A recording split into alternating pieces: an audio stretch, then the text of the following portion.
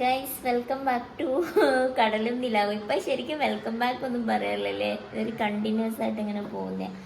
സത്യത്തിലുള്ള മാവ് അരഞ്ഞോണ്ടിരിക്കുവാണ്, ഗ്രൈൻഡറിലാണ്. ഇത് പച്ചരി വെച്ചല്ല കേട്ടോ ആക്കുന്നത്. സാധാ നമ്മുടെ അരിയില്ലേ, ചോറ് വെക്കുന്ന അരി, ഇവിടെ പുഴുങ്ങലരി എന്നാ പറയാ. ആ അരി വെച്ചിട്ടാണ് നമ്മൾ ഫത്തീര ഉണ്ടാക്കുന്നത്. വെള്ളത്തില് രാത്രി അത് വെള്ളത്തിൽ കുതിർത്ത് വെക്കും. രാവിലെ കഴുകിയിട്ട് ഈ ഗ്രൈൻഡറിൽ ഇട്ടിട്ടാണ് അത് പൊടിച്ചെടുക്കുന്നത്.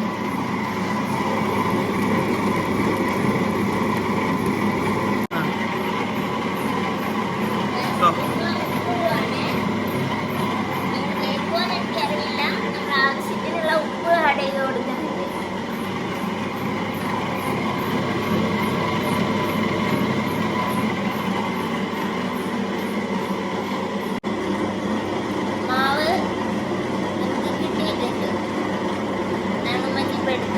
വളരെ വളരെ വളരെ സോഫ്റ്റ് ആൻഡ് അങ്ങനെയാണ്.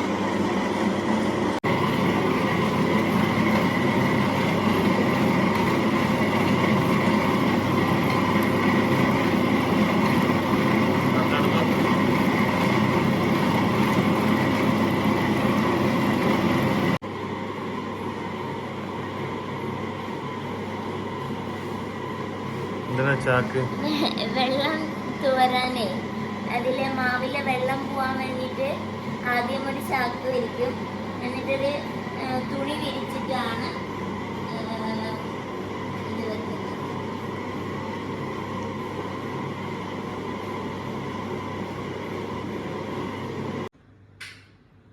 ഈ മാവിന് നമ്മൾ വെള്ളം തുവരാൻ വേണ്ടിയിട്ട് ആദ്യം ഒരു ചാക്ക് വിരിച്ച് പിന്നെ ഒരു തുണി വിരിച്ചിട്ട് വെക്കുവാണ്.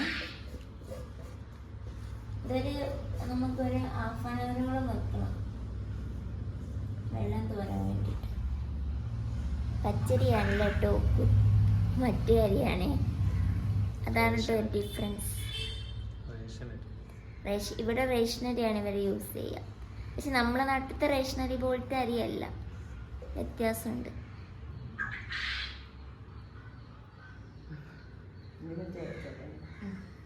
ഓക്കെ, കുറച്ച് നേരം ഇങ്ങനെ വെച്ചതിന് ശേഷം ഇതിങ്ങനെ മൂടി വെച്ചിട്ട് അതിൻ്റെ മുകളിൽ ഒരു വെയിറ്റൊക്കെ വെച്ചിട്ട് ശരിക്കും ഇപ്പം വെള്ളം പോയല്ലോ അമ്മച്ചി, എടുക്കാറായിട്ടുണ്ട് ഏകദേശം. ഇങ്ങനെയാണ് ഇത്. മറ്റേതിൽ സാധാരണ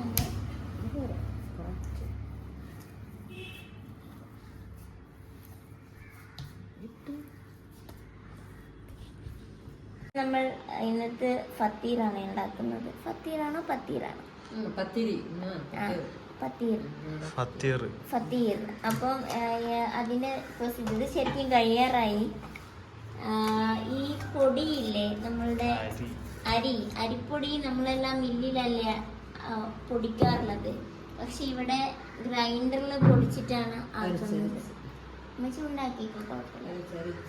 ഗ്രൈൻഡറിൽ ഇങ്ങനെ ആക്കും.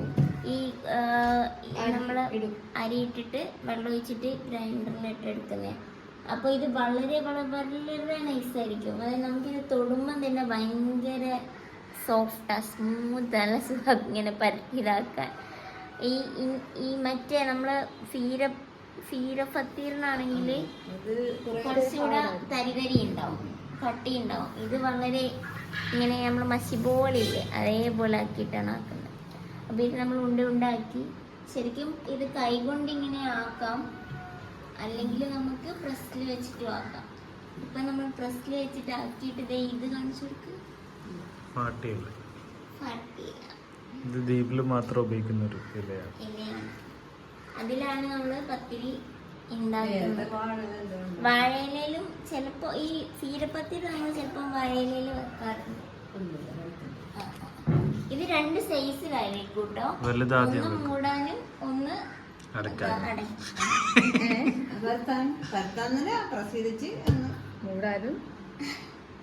അതായത് ഈ നമ്മൾ ഈ പൊടിയെല്ലാം പൊടിച്ച് ഗ്രൈൻഡറിലിട്ട് പൊടിച്ചതിന് ശേഷം നമ്മളൊരു തോർത്ത് മുണ്ടിൽ ഇതിങ്ങനെ വെക്കും, വെള്ളം വാരാൻ വേണ്ടിയിട്ട്. വെള്ളം വാർന്നിട്ട് ഈ നമുക്ക് ഈ സദാ മാവില്ലേ ആ ഒരു രൂപത്തിൽ കിട്ടുമ്പോഴാണ് നമ്മൾ ഇതാക്കാൻ എടുക്കുക. ഇത് നല്ലോണം കഴുകി തുടച്ചാണേ. ഇവിടെ വീടുകളിലൊക്കെ ഇങ്ങനെ ഇതിൻ്റെ ഒരു മരം ഉണ്ട്. നമ്മുടെ നാട്ടിൽ ഈ മരം ഇല്ല. ഉണ്ടോ? ആ ഗൈസ് നമുക്ക് നോക്കിയാൽ കാണാൻ പറ്റും, പക്ഷെ ഇതിലൂടെ കാണാൻ പറ്റും.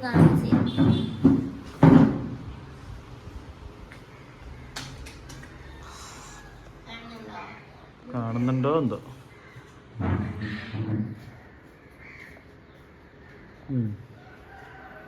പിന്നല്ലേ ഗൈസ് ഇന്നലെ ചെറിയൊരു അബദ്ധം പറ്റിയത്. കരിങ്കൂര രസായനമല്ല, കരിങ്കുരങ്ങ് രസായനമാണെന്ന് ഇത് കമന്റ് വന്നിട്ടുണ്ട്. ഈ പിന്നെ ആലോചിച്ചപ്പോൾ എനിക്ക് മനസ്സിലായി യെസ് കരിങ്കുരങ്ങായിരുന്നു. അപ്പൊ കമന്റ് ചെയ്തതോ മനസ്സിലാക്കി തന്ന ആൾക്ക് നന്ദി. ഇന്നലത്തെ വ്ളോഗിൽ വളരെ ആധികാരികമായി പറഞ്ഞൊരു കാര്യമാണത്. ചിലപ്പോൾ കരിങ്കുരയുടെ രസായനം ഉണ്ടാക്കാൻ പറ്റുമായിരിക്കും, പക്ഷെ നമ്മൾ കേട്ടത് കരിങ്കുരങ്ങാണ്. ഫിറു ഇത് ഈ പ്രസ് വെച്ച് അല്ലാതെ എങ്ങനെ ഉണ്ടാക്കുക എന്നുള്ളത് കാണിച്ചു തരാൻ പോവാണ് കേട്ടോ. കൈ കൊണ്ടല്ലേ.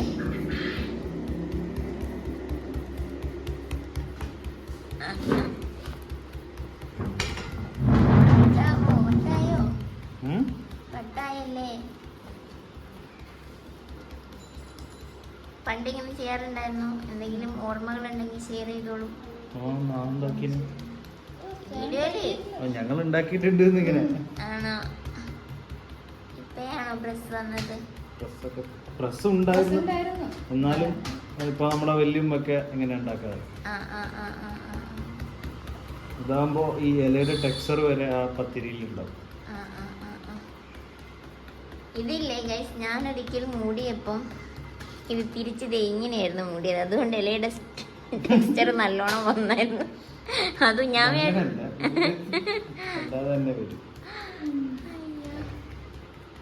അയ്യോ അയ്യോ വാവ്. എന്നിട്ട് അതിങ്ങനെ വെച്ചിട്ട് മൂടിക്കൊടുക്കും അല്ലേ? സക്സസ്. ഇനി ചെയ്യൂല. വീഡിയോക്ക് വേണ്ടി ഒന്ന് കാണിച്ചു തന്നു.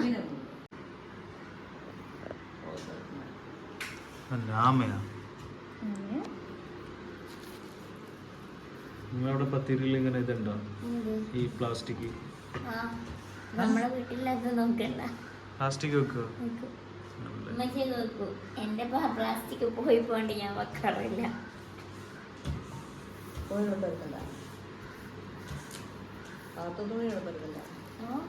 ഏതിടാത്തെ വെറും പരത്തുന്ന വെറും പ്രസ് വസ്ത്രം, പ്ലാസ്റ്റിക് ഇടാതെ എണ്ണ തേക്കും ചിലത്. തുടക്കത്തിൽ മാത്രം എണ്ണ തേക്കും. പറ്റാറില്ല, കാരണം അത് ഇത്രയും സോഫ്റ്റ് അല്ലല്ലോ ഉമ്മച്ചി. കുറച്ചുകൂടെ കട്ടിയില്ല അടുത്ത പത്തിരിപ്പൊടി. പൊടി വ്യത്യാസമുണ്ട് ആ പൊടിക്ക്. ഇത് നമുക്ക് തൊടുമ്പോ ഇതിന്റെ ടെക്സ്ചർ കൊടുക്കില്ല.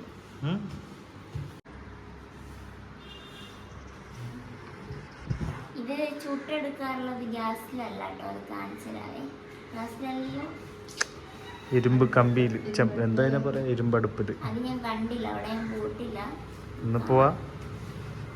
ഇങ്ങനെ കഴുകി തുടയ്ക്കുന്നത്. ഇതിന്റെ ഒരു കോമഡി ഉണ്ട് ഫിറു. ഉവ്വ ഇത് ഒടിക്കാൻ കയറി രാവിലെ. അപ്പൊ ഒടിച്ചൊടിച്ച് വന്നപ്പം ഉവ്വാക്ക് ഇതെന്ന് ഹരം കയറി.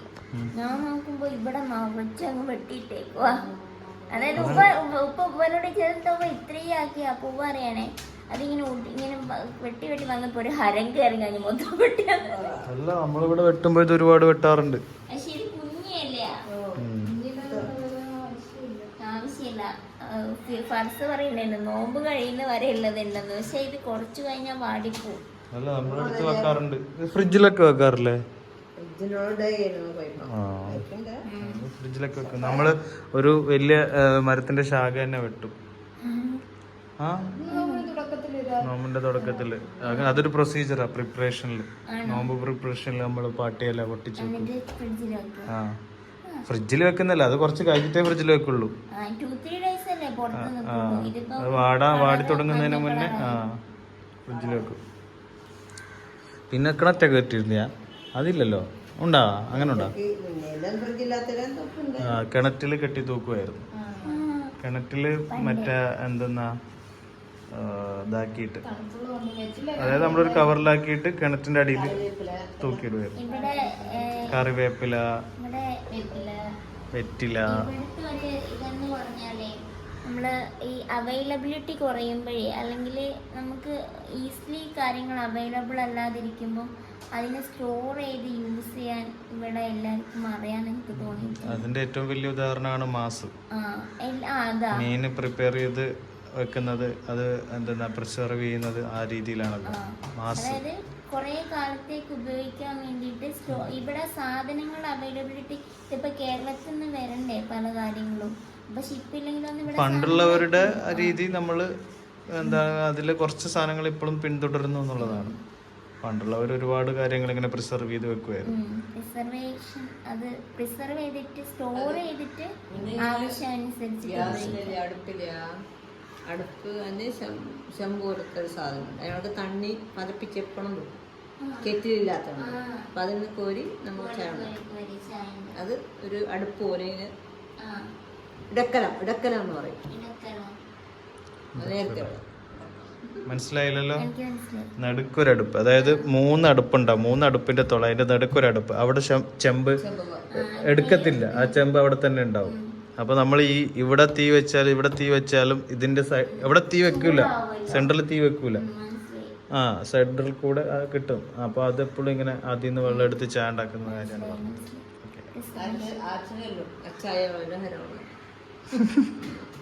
പയ്യെ പിന്നെ ഗ്യാസ് വരാൻ പിന്നെ സ്റ്റൗ വാങ്ങില്ല. സ്റ്റൗളെല്ലാം ഇഷ്ടമില്ല. ഓരോരോ സ്ഥലങ്ങളില് അവിടെ സർവൈവ് ചെയ്യാൻ വേണ്ടി അവിടുത്തെ ആളുകൾ തന്നെ ഓരോരോ കാര്യങ്ങൾ കണ്ടുപിടിച്ച്, അങ്ങനെ കണ്ടുപിടിച്ചതാണ് ഇപ്പം വലിയ വലിയ കാര്യങ്ങളായിട്ട് മാറിയിരിക്കുന്നത്.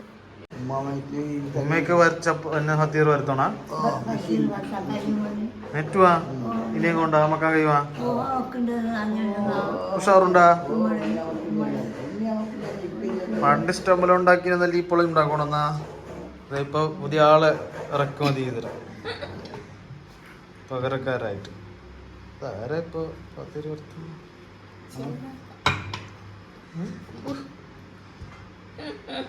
അറിയോ? രണ്ടെണ്ണാക്കി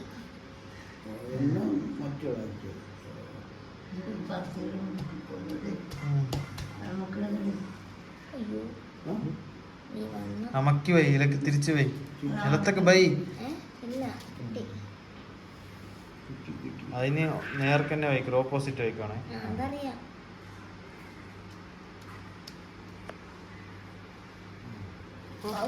നമ്മള് ഉമ്മച്ചി പത്തിയൽ ചുടുന്നോട്ടേക്ക് നടന്നുകൊണ്ടിരിക്കുകയാണ്. അപ്പുറത്തെ വീട്ടില് ചായപ്പിയുടെ വീട്ടിലാ.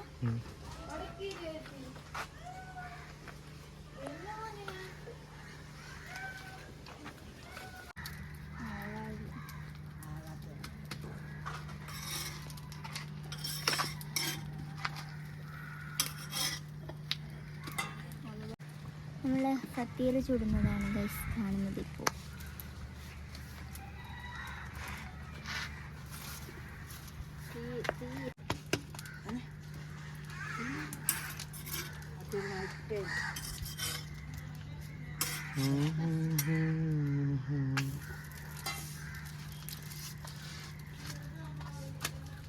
കണ്ടോ ഹത്തേറോഡിന്? ഞാൻ ആദ്യമായിട്ട് കാണുന്നത്.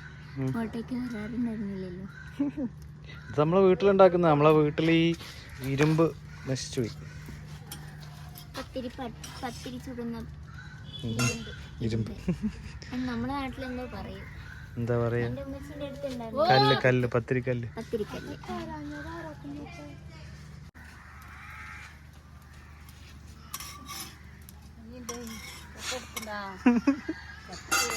ഹത്തേറോടുണ്ട്.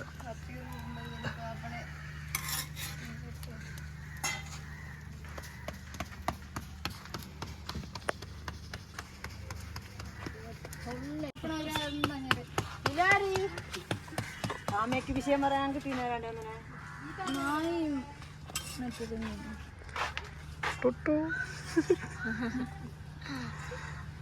ചീച്ചോക്ക് ശരിയാ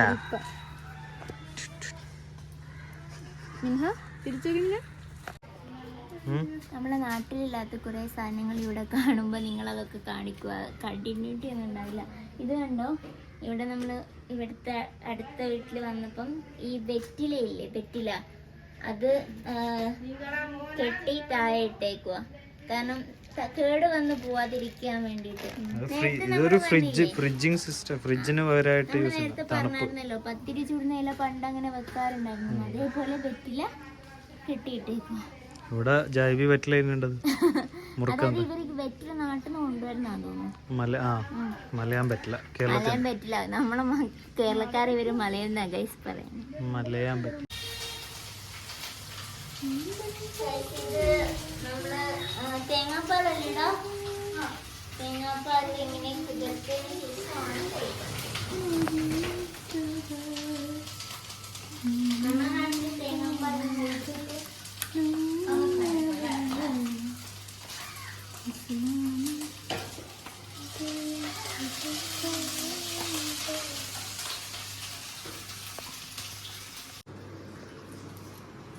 പത്തിരി കഴിക്കാൻ പോവാണ് ഗൈസ്. പത്തിരും നാടൻ കോഴിക്കറിയും. നാടൻ കോഴിയല്ലേ, ബ്രോയിലർ കോഴിയാണ്. അപ്പൊ സെറ്റാണ് നമുക്ക്. എല്ലാവരും കഴിച്ച് കഴിഞ്ഞാറായി.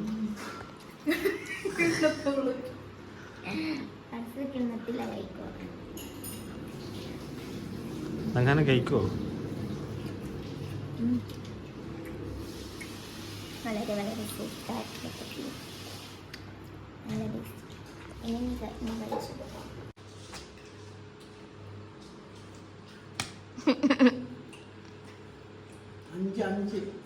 അഞ്ച് കറി എടുക്കാൻ പറയണോ? എടുക്കാൻ പറയാ. മതിയാ? ഓ ഇഷ്ടം പോലെ ഉണ്ടല്ലോ.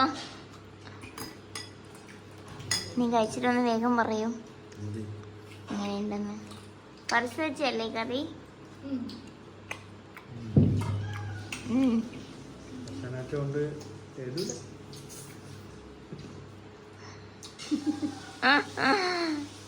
ഓക്കെ ടാറ്റാ പറ. ടാറ്റാ.